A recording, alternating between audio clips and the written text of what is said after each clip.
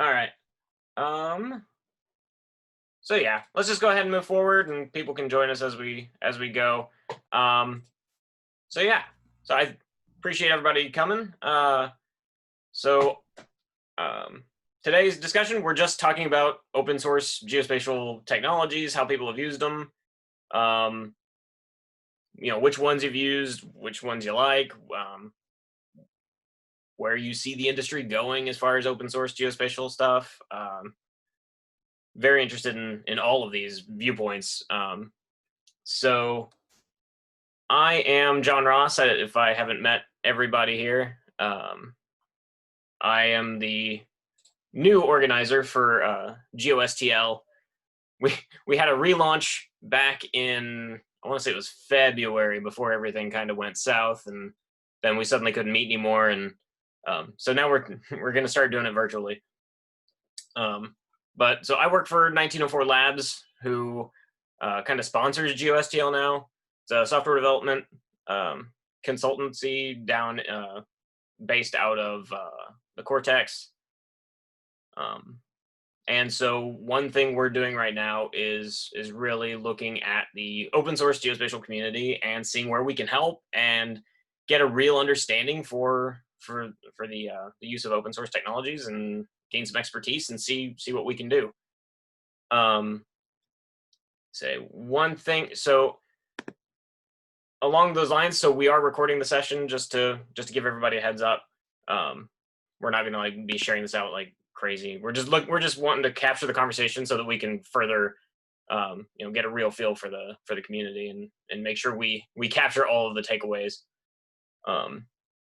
I'll say it looks like we don't have too many participants, so I would encourage use of the chat for trying to raise your hand or throw an idea out, but it seems like it probably won't be too crucial. I don't think we're going to be stepping on each other too awful much, unless we get into some sort of heated debate about random geospatial nerdy things.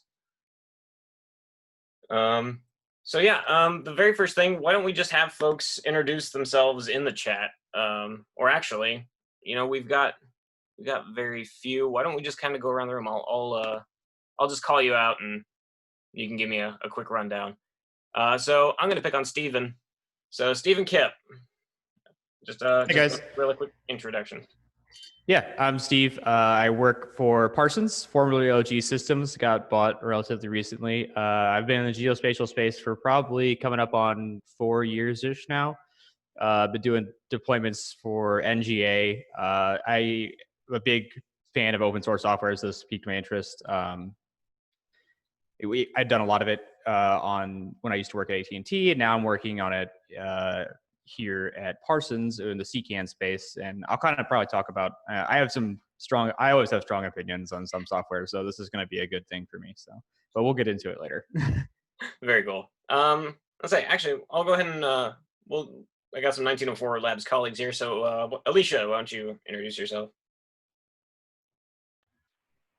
Hi, my name is Alicia Trumper, and I've had about a year of experience in geospatial as a human-centered designer for a team that worked with Monsanto. I'm not on that project anymore, but so I'm really just kind of getting to know the sort of technical aspects, because primarily I'm a designer researcher for the human side, like making it more user-friendly. Yeah.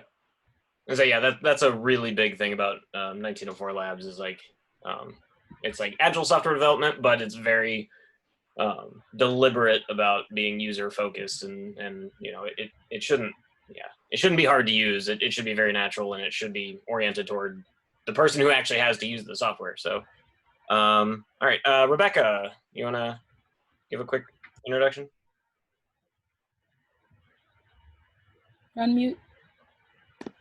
Hi, folks. I'm going to be taking notes today. My name's Rebecca Nathanson. I work at 1904 Labs, also human-centered design lead. I actually used to work as a city planner, and I was trained in the Esri tools years ago. So working now for 1904, working with development teams building open source applications. It's super fun, and I'm really interested in this conversation. So that's it for me. I'll be taking notes. Awesome. All right, let's see. Who am I going to pick on next? How about Adam Tim? You want to give a quick introduction? Sure. Hey, so Adam Tim, sorry I'm a few minutes late. Not sure if you got started on anything else. Nah, we're just doing introductions, really. We wanted to give plenty of time for folks to filter in. Gotcha. Yeah, so I am a former St. Louis native, or not native, but former St. Louisan. Lived there for the past 9 years, but actually moved up to Wisconsin. So I'm joining you from Wisconsin today. Cool. But I still follow what's going on in the geospatial scene in St. Louis. I previously worked for NGA in St. Louis, was a federal employee for 8 years prior to my current role. Now I work for an open source support company called Crunchy Data. We do open source support for Postgres and PostGIS.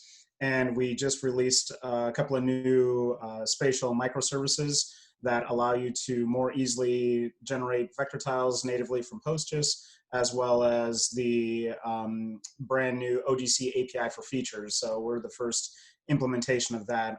So 2 brand new spatial microservices, and really pushing for what we're calling cloud native GIS, looking at how you do GIS in modern orchestration platforms like Kubernetes. So the 2 new spatial services were designed with that in mind, but both of those rely on having PostGIS in the back end. So you can't put those in front of any other database, which, you know, us being an open source support company around Postgres and PostGIS kind of makes sense. So, right. Yeah, other than that, 16 years experience in DoD, Intel community, and now working in open source. So yeah, thanks for allowing me to join. Yeah, absolutely. Very cool. And honestly, if anybody doesn't want to introduce themselves, it's totally fine. Just be silent for a few awkward moments after I, single you out, and then I'll move on. So let's see who's next. Charlie, did you want to quick intro? Sure. I'm Charlie Garvalia. I'm a statistical developer with a small military contractor called Captiva Applied Solutions. We provide an ArcMap tool to the Marine Corps for weapon range safety. Yeah.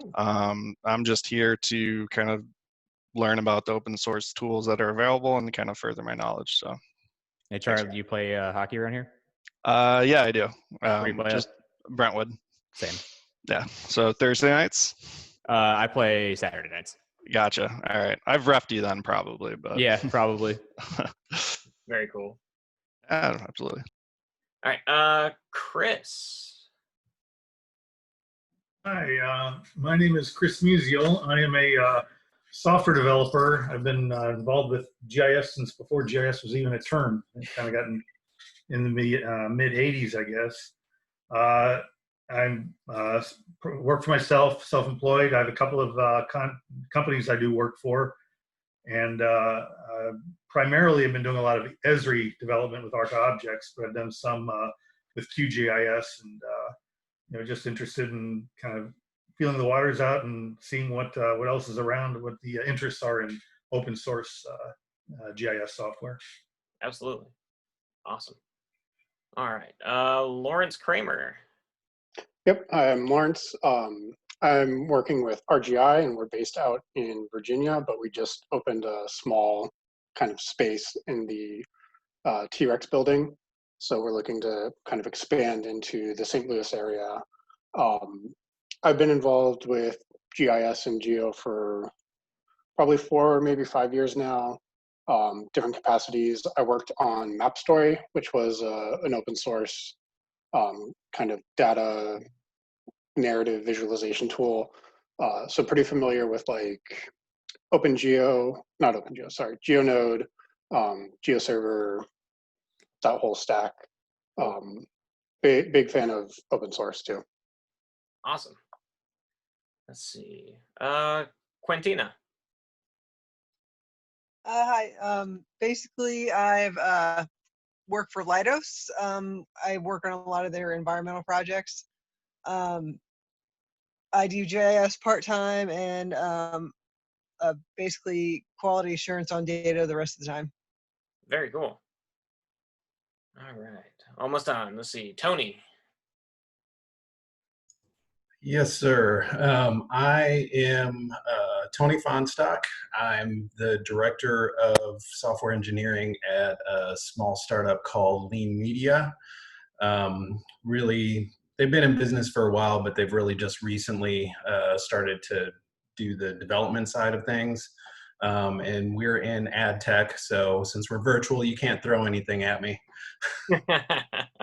But really a big focus is bringing more transparency to that and being a little bit more open and being prepared for additional privacy rules and laws to come into play there and not be as dependent on it as, you know, the big guys are. Yeah, we've been doing a little bit of geospatial stuff in-house, post-GIS, with just kind of mapping areas that, you know, people might want to try to target with advertising, where our niche right now is mainly an agricultural area. So a lot of stuff around ag equipment and farmers and that sort of thing.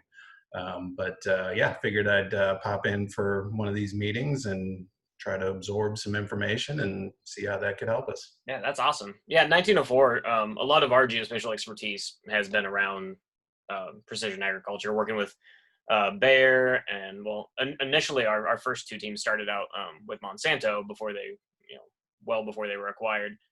And then most recently we've been working with Climate. So yeah, very, very familiar with the precision agriculture geospatial game. And Cool. let's see, last but not least, William Buss. Yeah, hi. So let's see.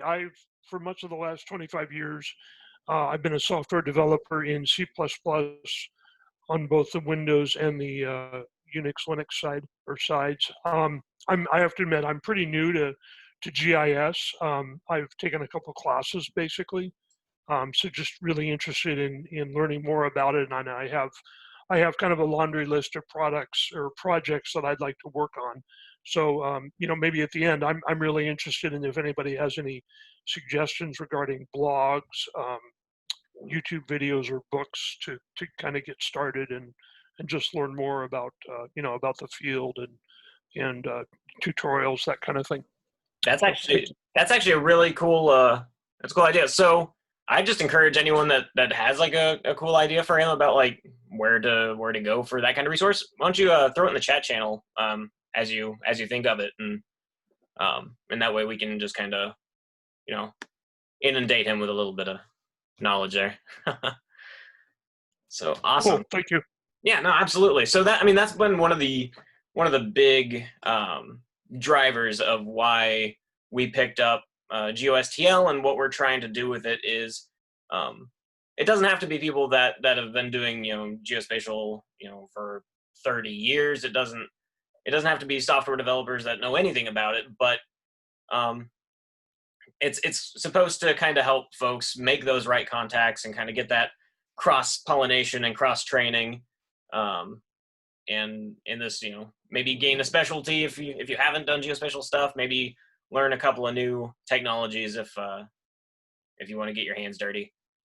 Speaking of, that's one of our next sessions, is going to be CCAN, and I will let me take a look. So Stephen Kipp's going to be our host for the next section.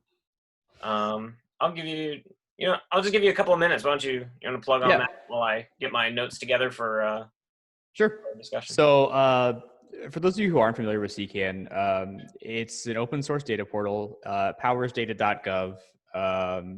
It's been around for a long time. It powers a lot of agricultural data things. We've implemented it in a few different places. We've implemented it for Monsanto before they were Bayer, and now we've kind of been on a support contract with them for a little bit with it, and we've implemented it for Syngenta as well. And I focus a lot on, so each data set in CCAN gets tagged geospatially, and then we have some references from open layers that we can use to kind of decipher those. And what I plan to do next, or 2 weeks from now on the 9th, is I'm going to show from start to finish building CCAN out as an instance, and then using the geospatial plugin for CCAN to enable spatial searching on any given data set. So say you have something like a cornfield and it's only in Iowa, right? You can have it so that, one of my questions I want to bring up to this group later is if anyone has any alternatives to leaflet, but I'll talk about that later.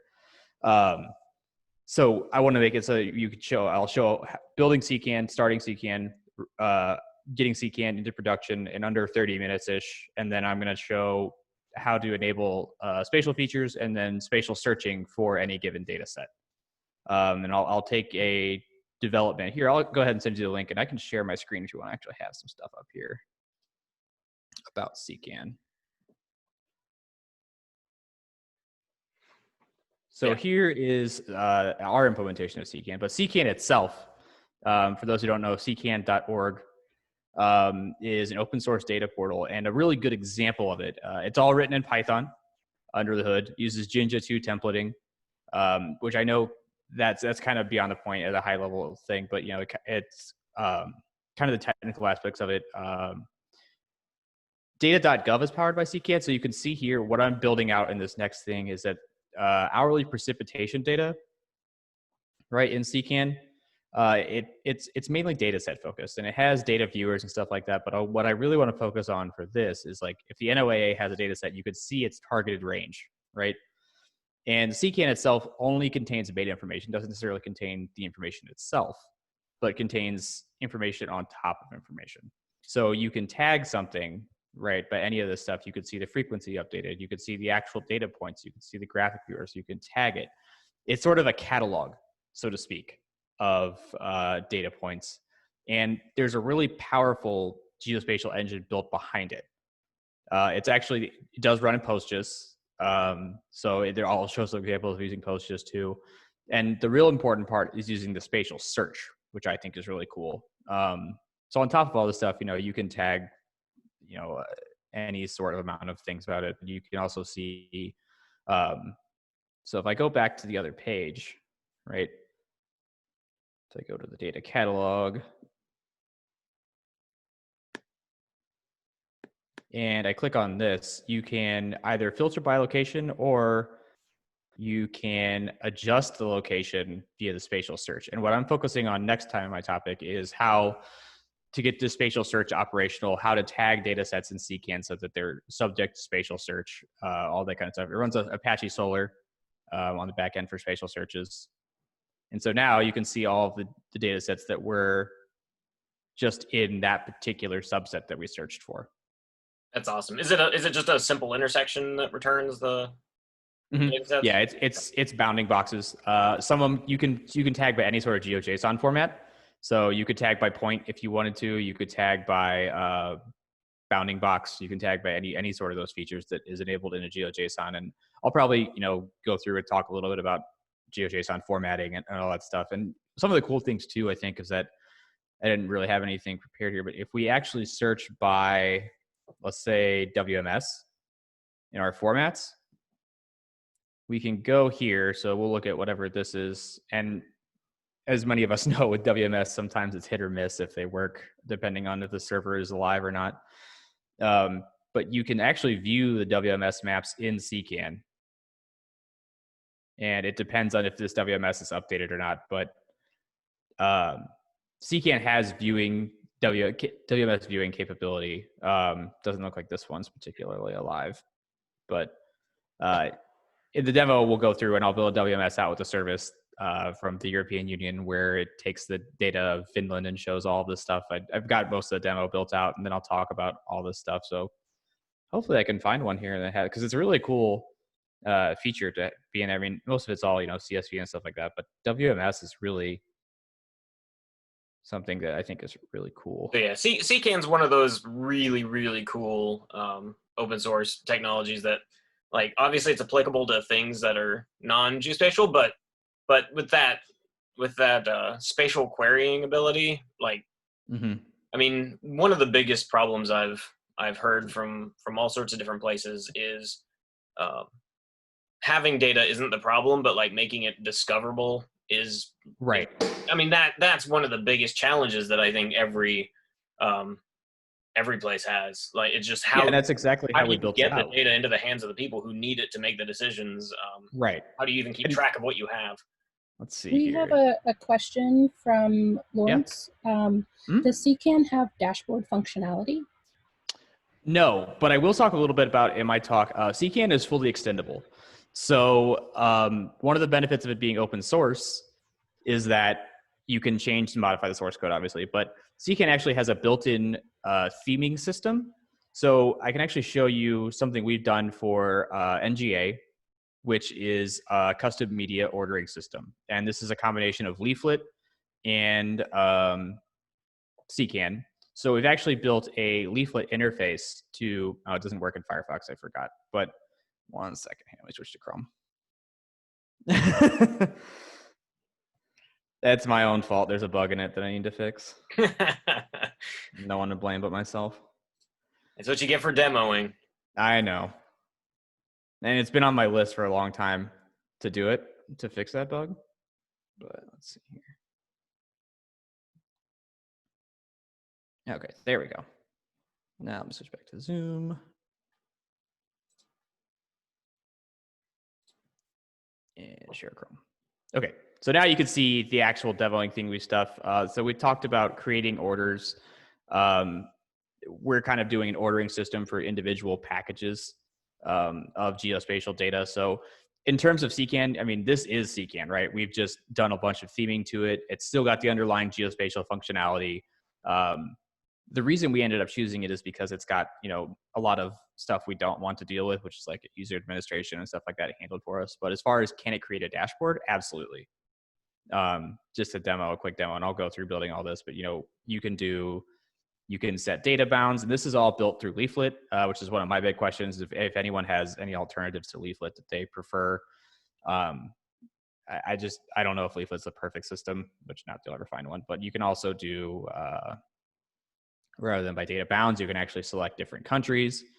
And this is all on top of CCAN. So you go through, and when you do this and you click something like this, right, this is going to add to a data set of the United States, right? So you can select via country, and then it's going to add stuff like that. You know, if we select Honduras, right, it's going to add that to that bounding box. It's going to automatically tag that and then make it searchable. And so then you can attach anything you want to from that country. That's awesome. So yeah, CCAN has a ton of extendability, and that's one of the reasons we use it a lot for implementation. Have you messed at all with open layers? So the maps that I was showing earlier, the ones that are hit or miss, and I will demo that, those are actually built in open layers. Okay. Yeah. One of the folks I invited to this, it was a real hit or miss if he was going to be able to attend because it's Friday night where he is. So, right. You know, he couldn't guarantee that he wouldn't be out, you know, out on the town. But right. Andreas Hosevar, he's one of the core committers for open layers. Oh wow, I'd love to talk to him because he's a very cool guy to converse with. Yeah, I've had my fair share of issues with open layers connecting to WMS and stuff like that. So I'll say that. I think that's going to be a conversation to have down the line, because I do want to have like an open layers themed GeoSTL you know, session. And just because open layers it's very cool, but we have a team in 1904 that is building out a toolkit that works exclusively with open layers and like gives you like map components, like super easy to just plug in and manage your layers and that sort of thing. So any limitations or issues with open layers, like we'd be thrilled to hear about, because that might be an opportunity for us to give back. Because that's one of the things about open source, and that's, I guarantee you, if Andreas was here, that's what he'd mention. It's like, it feels like a lot of open source technologies get taken for granted, and people love that they're there, and people love that they can use them, but they only really thrive if the community gives back and squashes bugs and extends functionality and contributes the code. So that is definitely, I think, one of the challenges of not just open source geospatial, but just all open source projects. I'm not sure what the solution is to that. It's the nature of the beast, I think. But no, that's very cool. I like I appreciate you sharing all that stuff. I like seeing how things are being actively implemented. That was actually like our first discussion topic was, who's using open source like actively in their work, and what kind of problems are you solving with it. So that's exactly along the lines of what we were hoping to kind of discuss here. And I'm real annoying about pushing open source too. Awesome. I think open source is definitely, especially sometimes in government side things, open source enables faster development time.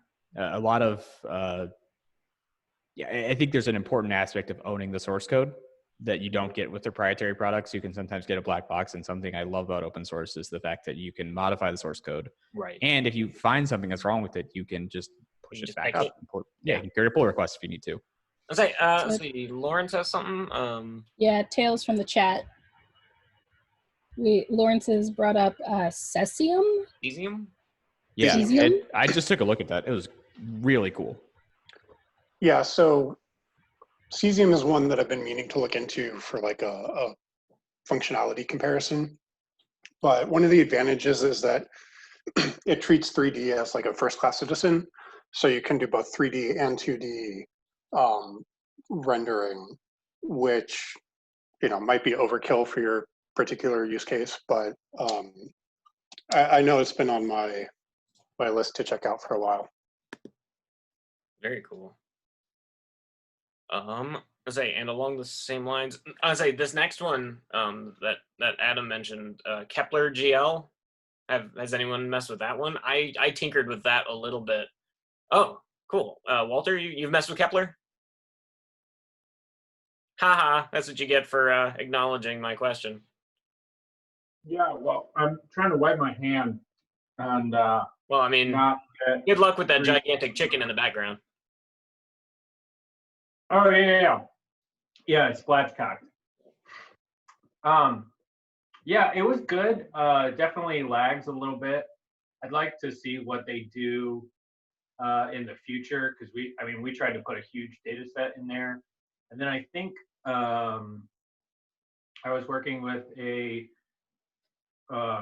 vendor, and they were using it for just quick animations. I think it's really it's GIS for the non-GIS literate, but I'd be interested to know what they do later.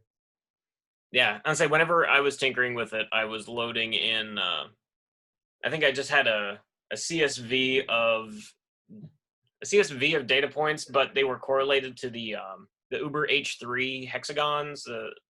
If anybody's never messed with that, there's this really cool spatial index that Uber made, and Kepler GL had some like built-in ability to display by that, so you can just tell it like what column is the H3 cell ID, and it can take it from there. Very cool stuff. Let's see. Out of curiosity, what level did you guys experience the lag at? How big were the data sets? Do you have any idea? I was looking at cell phone data, so okay. Really big. Yeah, that's huge. And then I think the other one was an aggregated.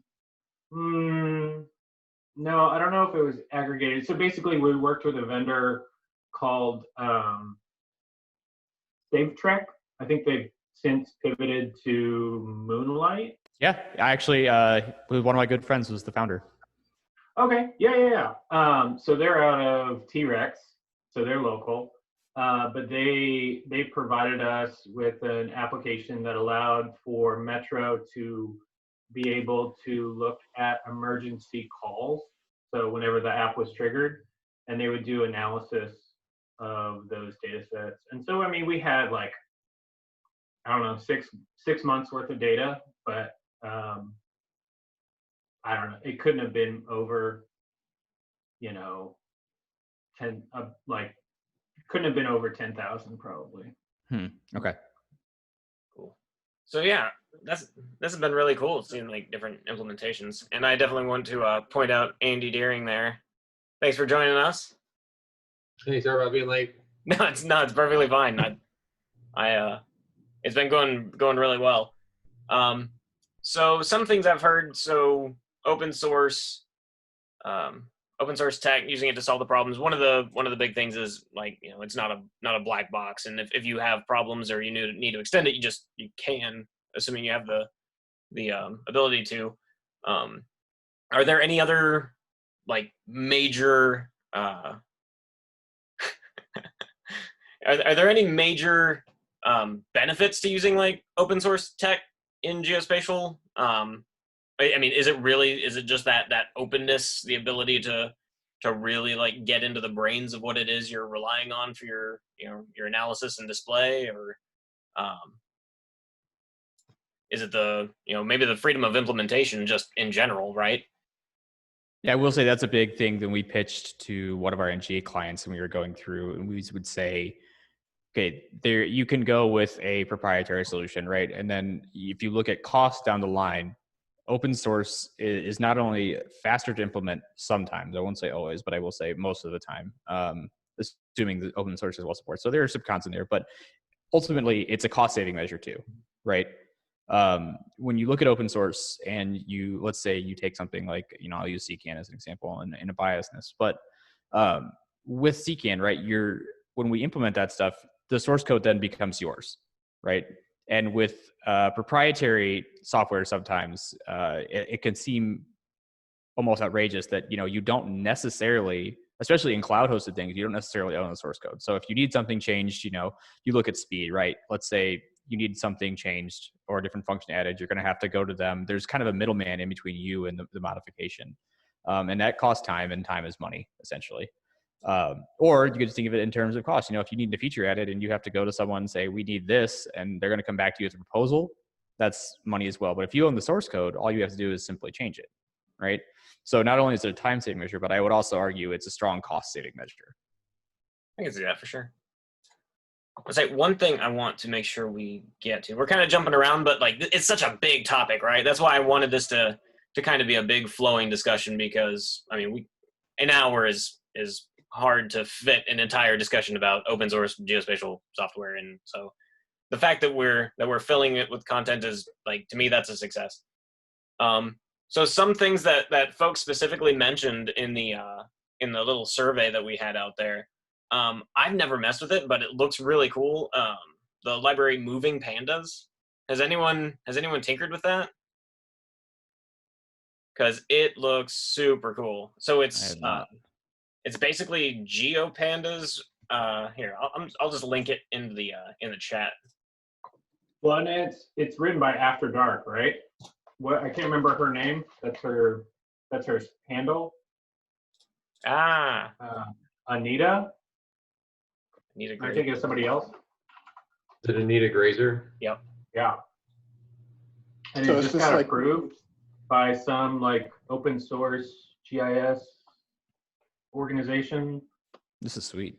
It's super cool. So I was like, I don't have much to go on this, except that, like, I wanted to at least raise it to everyone's awareness that that's out there, because it's very neat. Let's see, one more. Let's see, what else we got.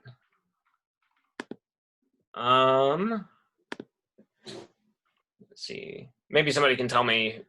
So one of the questions was like basically how to report bugs and features and et cetera, and how to get involved with the dev team.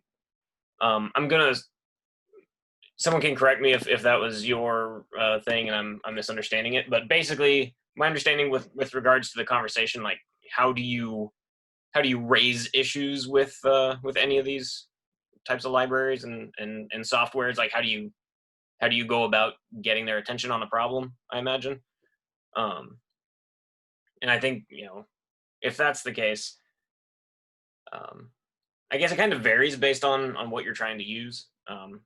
A lot of these softwares have very strong communities, and if you know, they probably have a GitHub repo with all their code in it, and you can raise an issue through there, and hopefully they stay on, you know, they're staying on top of it. But obviously it gets back to that contribution discussion, like, you know, it's community driven, so people have to be on there, people have to be giving back for it to stay healthy. So but yeah, normally there's some sort of a contributing document within the code repo. But yeah, I mean that those are the typical mechanisms I know of. Is basically go to wherever the code is hosted and fill it out there. Does anybody else have any other insights on that? I think that's pretty much it. So Yeah. Also, yeah, go ahead. You first. Okay. One of the things that I really like about open source is that it tends to be much better documented than a lot of proprietary software. You know, I've worked with various open source technologies in the past, and if it's not documented, then you're able to actually then kind of get to a developer or core committer without too much difficulty.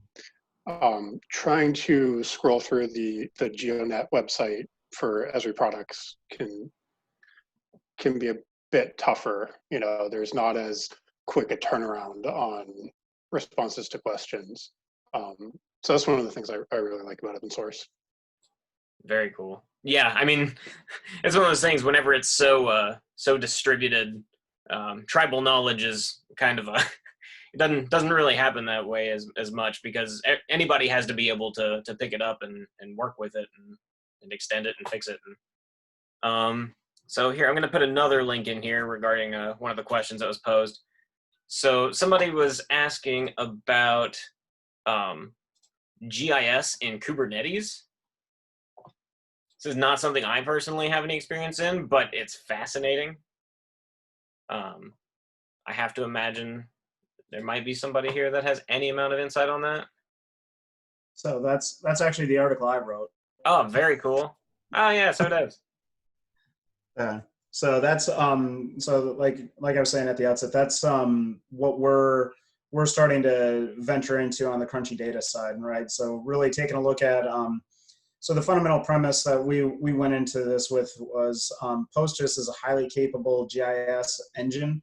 You can do a ton of GIS features or functions and analysis directly in the database.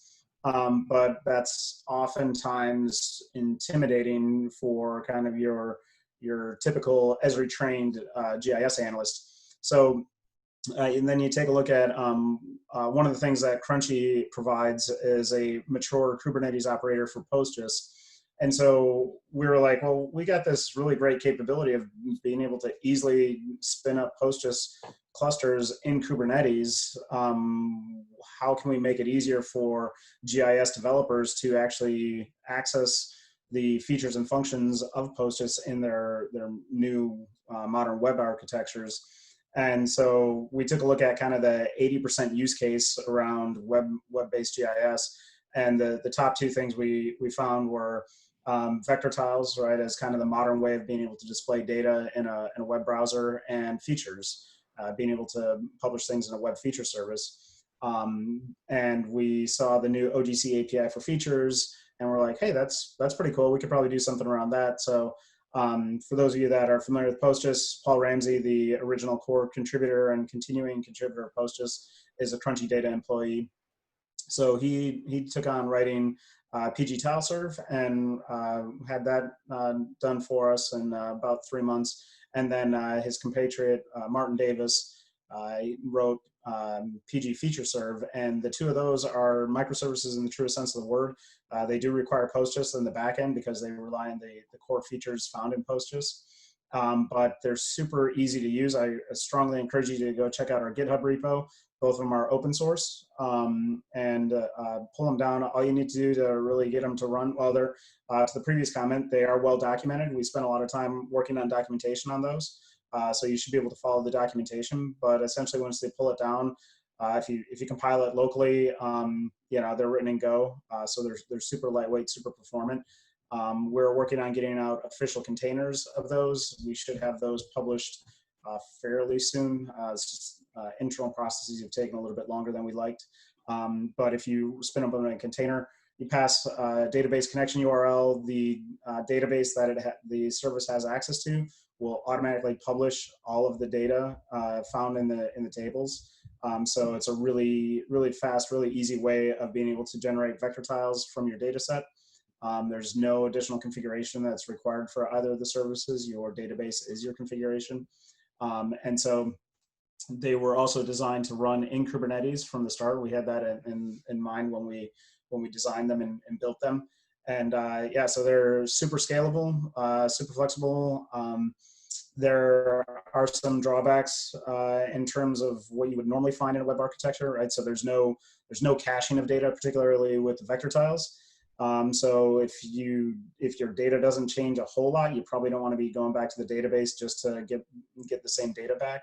So we're thinking about how we might be able to introduce caching in those services. But if that's something that's needed for you, you could easily introduce a caching layer in front of that service and just do kind of a change update check there. But yeah, so that's we're trying to push the envelope in that space and do something new and different than what others have done before in the past. And you know, when you can start from scratch and not be constrained by previous architectures or previous thought patterns, you know, it kind of opens up new opportunities there for you. So we're excited about it. I like using it. And the other thing that I'm also trying to push whenever I talk to potential customers or existing customers is how can you incorporate GIS data without necessarily having to put everything on a map, you know, in your application. And when you have PostGIS backing things, it allows you to do spatial functions and features behind the scenes, but then render it in a way that you need to convey the information to users and not necessarily just put it on a map. So I've got, you know, I'm working some dashboard demos where it does a spatial query in the background in PostGIS, but then it returns it in a dashboard view, right? And it allows you to kind of jump around and take a look at things and think spatially, but not necessarily have to have a map in front of you to think spatially. So anyway, that's kind of a rambling topic around GIS in Kubernetes, but yeah, go check out the article there. And we've been putting out more blog posts on our blog, so you can check it out at crunchydata.com. And we've got other learning resources and stuff like that. A little bit of a shameless plug for our company there, but yeah, strongly encourage you guys to go check that out. No, that is super cool.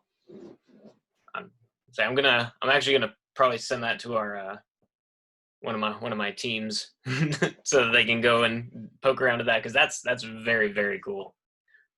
Let me. The final thing I'd say on that, right, is if you're an existing GeoServer user and you are trying to move into more of a cloud native option, and you're using GeoServer for web feature service or publishing vector tiles, right? Really take a look at these two services as a replacement for that functionality. It does we definitely don't replace everything that GeoServer can do, but you know, if those are the two common use cases that you really need GeoServer for, take a look at these. I think it'll simplify and streamline your development process. That's very, very cool. I'm saying I want to encourage anybody. Say we're coming up on time. We got like about 9 minutes left. Feel free to type anything that you have. Like if you don't want to try to like you know, fight for speaking time, feel free to throw whatever you're wanting to talk about in the chat, and we can try to get through everything real fast. Let's see. One other thing I'm looking at. So somebody was asking about what good avenues there are to apply spatial techniques on, or you know, statistical techniques on geospatial data, such as developing a model from point densities. So I think this is starting to get more into, you know, less like we've talked about open source geospatial for, you know, we've talked about PostGIS and Postgres, and we've talked about CCAN for discovery. We've talked a little bit about open layers and leaflet and some front end display things. But what have you guys found? And like I said, feel free to either speak up or throw it in the chat. As far as, you know, really doing some data crunching using open source geospatial, maybe specifically on the web, because I think everybody's, you know, everybody can get QGIS and try to use some of the tools on there, but like, is there a good, you know, like you said, like cloud native geospatial computation, you know, tool set or engine or anything like that? I'm hoping somebody has an answer to this because I'm also really interested. Yeah, I'll speak on this a little bit just from our experience at Boundless. The geoprocessing frameworks are a little. I would say that's where Esri has been super powerful. Has been, hey, I can create a model and then I can publish it up as a geoprocessing service, directly and it's intuitive, right? I can directly publish. I can figure out, hey, here's the inputs, the outputs, and how I want to string those together and push them out as a service to process that. It's yeah, and what Lawrence has too is good. There's a few that are out there. It's not as well put together. You can definitely string if you're good with Python and you know some of the functions that are available in some of these different server technologies. It's fine. I know publishing some in GeoServer was a little bit trickier, and we were in Boundless was actually kind of try to create a wrapper around that to where I can go from QGIS, similar workflow, build a model, and publish a GP service out of that in GeoServer. I don't know if some of those libraries still exist or if they're still in there, or they've developed those further, but um, that was always somewhat of a challenge. The framework was not quite as developed as some of the proprietary ones. Yep, I say that's always been one of the big things I haven't really found the answer for is like, especially like we have, like I said, our team is developing this this component library that works with open layers, and that's super cool. It's great for displaying and some light querying, but I was really wondering, like, if we needed to do any kind of real heavy lift kind of analysis on the data sets that are there, like what could we have, what is there some sort of a layer we could put on a server in the back that we could say, take these data sets, run this really hardcore computation on it, and get back to me. I honestly, I just didn't know of anything that existed like that. But like you said, you'd probably, I guess, I'd say I haven't seen this Pi. Do you say it Pi Sal or Pi SAL? Yeah, PySal. Pi Sal. It's a guy by the name of Serge Ray, who is one of my professors at ASU, was the principal or the PI on this. It does a lot of like really kind of more intensive spatial econometrics, spatial autocorrelation, some network, but not as much. So it, when I have to do something more than just kind of buffer, join, that kind of stuff, I usually look at PySal. Very cool. Because yeah, that's exactly what I'm talking about. Because in our, in the open layers implementation, we can do that sort of thing, right? But if you really needed to get into, like I said, like spatial autocorrelation or anything that really requires some heavy math, like you probably aren't going to want to necessarily do it in your browser, like, or I don't know. That's very cool. Well, Lawrence, you probably know more about this too. So with QGIS, we would see a lot of our clients do a lot of the heavy, if they knew QGIS pretty well, or write, Python and create their own model there. QGIS server is not bad as a heads up, like there is the QGIS server extension. So we would see a lot of those folks that maybe didn't know GeoServer or it was a little too complex to try to push it through a different platform. They would actually throw that through QGIS server. So that's an option as well if you're familiar and know how to build those within QGIS. I say I've not actually taken too much of a glance at QGIS server. You want to give me just like a minute rundown on like what kind of is it basically QGIS just on a server somewhere? I mean, like, is that basically it? Yeah, it's decently lightweight. The nice thing about it is from the GeoServer side of things, you don't have to rewrite. You don't have to do SLDs. So you can create an exquisite map in QGIS and push it right out, and it looks exactly like you created in QGIS, but up on a map, mapping platform or a web mapping platform. So it's not too shabby. It doesn't come with all the bells and whistles like a GeoServer comes with, but it has plenty there that make it pretty nifty for some folks that, you know, just maybe don't have a lot of the chops with GeoServer or don't want to mess around with Java or whatever. That is awesome. All right, so we're coming up on time. So this has been great. I have thoroughly enjoyed this. I feel like we need to do this again. Honestly, this sort of a thing. GeoSTL plans on doing things like basically every other month, but I feel like we should just have some sort of a discussion in maybe the off months, because getting together and just kind of talking these things through without a super formal structure, I've really enjoyed it. And so our next meeting, like Steven said, is in a couple of months or a couple of weeks. What did you say? It was on the 9th? I should know this, but I don't know off the top of my head. Yeah, it's on the 9th. Okay, cool. And yeah, so that's going to be, Steven's going to be the one leading that, going to run us through CCAN. That is going to be very, very cool. And I'm trying to think of what we've got on the agenda for later in the year.